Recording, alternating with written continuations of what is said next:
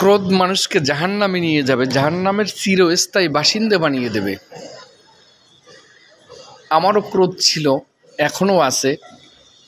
আমি ক্রোধের বশত হয়ে নিজে অতিষ্ঠ হয়ে তিক্ত হয়ে এক সময় মনে মনে খুবই ক্রোধ জমা হলো। তখন আমি যে যারা ক্রোধ করে তাদেরকে ধ্বংস করে দেব, এরকম চিন্তা ভাবনা আসলো। বিভিন্ন উপায় খুঁজতে থাকি, কিন্তু দেখলাম আমি মারামারি করে তো ক্রোধ করে ধ্বংস করতে পারবো না।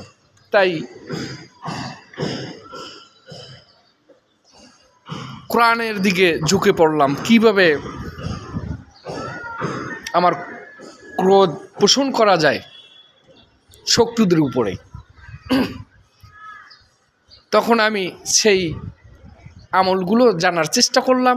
কোরআন গভীর রাতে কোরআন নিয়ে বসে যেতাম, যে আল্লাহর ওলিরা কীভাবে কি করে, বিভিন্ন হাদিসের অংশ বিশেষ সংগ্রহ করার চেষ্টা করলাম। হাদিসের পরে কোরআন নিয়ে বসে গেলাম, সেই সব আয়াতের তর্জমা তাফসির বিভিন্নভাবে বিশ্লেষণ করার চেষ্টা করলাম। তখন একটা পর্যায়ে গিয়ে একটা রেজাল্ট পেলাম, ক্রোধ পোষণ করার আমল শিখে নিলাম এবং ইনশাআল্লাহ এখন মুখস্থ। শেষ যেদিন আমি যখন আমলগুলো আমি পুরোপুরি আয়ত্ত করলাম, তখন আমি একটা আয়াতে গিয়ে পৌঁছলাম। সেই আয়াতের অর্থটা হচ্ছে এরকম: আল্লাহ সুবহানাহু ওয়া তাআলা মূসা আলাইহিস সালামকে হুমকি দিয়ে বলছেন যে, হে মূসা, তুমিও মানুষ হত্যা করেছিলে, আমি নিজ অনুগ্রহে তোমাকে ক্ষমা করে দিয়েছি, পবিত্র করে দিয়েছি। আল্লাহ সুবহানাহু ওয়া তাআলার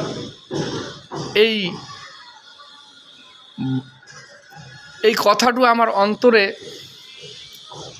প্রতিটা মুহূর্তে বাজে, যে আল্লাহ সুবহানাহু ওয়া তাআলা কোরআনের আর এক আয়াতে বলেছেন যে নবীদেরকে তিনি সৃষ্টি করছে বিশেষভাবে সৃষ্টি করেছেন শুধু আল্লাহ সুবহানাহু ওয়া তাআলার জন্য।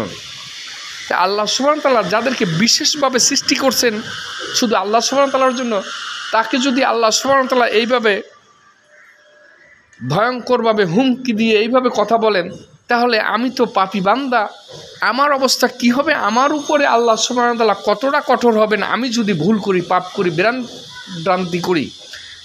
কাল হাসরের দিন আল্লাহ সুবহানাহু ওয়া তাআলা আমাকে প্রশ্নের সম্মুখীন করবেন, এরকম চিন্তা ভাবনা আসাতে আমি সেখান থেকে ফিরে আসলাম,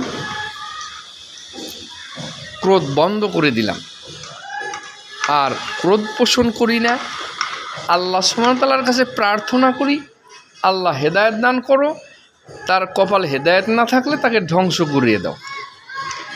আর যদি আরও বেশি ক্রোধ কারোর প্রতি আমার থাকে, তাহলে তার প্রতি এই দোয়াটা করি, আল্লাহ সুবহানাহু ওয়া তাআলা আপনি তাকে এত পরিমাণ সম্পদ দান করুন যে সে যেন আমার দিকে ঘুরে তাকানোর সময় না পায়। কারণ আমি জানি বর্তমান সমাজের মানুষদেরকে যদি সম্পদ দেওয়া হয়, তাই হইলে তারা নিশ্চিতভাবে, আমি এমন একটা নিয়ে হয়ে গেছে যে তারা 100% জাহান্নামে যাবে, তাতে কোনো সন্দেহ নেই। কারণ তারা সম্পদের অপব্যবহারই করবে, আর ওই হিসাবও দিতে পারবে না। আর তার পরকাল অন্ধকার আর অন্ধকার, তিনি অনন্তকালের বাসিন্দা জাহান্নামের, তাতে কোনো সন্দেহ নেই। তাই আমি এই দোয়াগুলো তাদের জন্য করে থাকি।